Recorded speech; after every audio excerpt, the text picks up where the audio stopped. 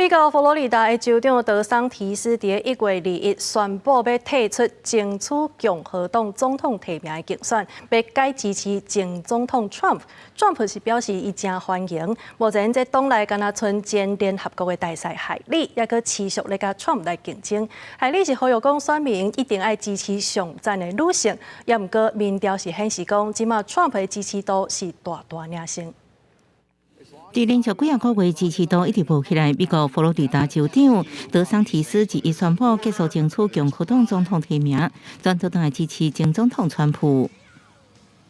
I signed a pledge to support the Republican nominee, and I will honor that pledge.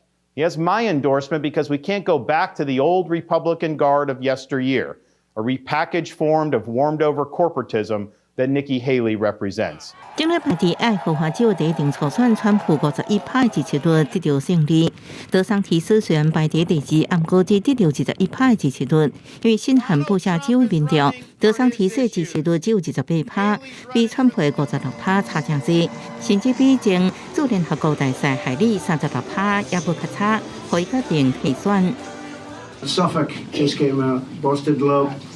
And they say we're very far ahead, like by many points. So I don't think we're going to need that. And the main thing is we're going to all work together and we're going to defeat the worst president in the history of our country. 75岁德桑提斯捌做过海军军官，被看作是有益的明智之星。伊得到川普支持，伫2018年当选佛州州长，了后甲川普保持距离，搁伫教育、移民甲 LGBTQ 的问题顶悬采取激进立场，遭受批评。早退选的消息，德桑提斯支持者大部分表示镇惊，甚至有人认为川普拢无法度团结政党，要如何团结国家？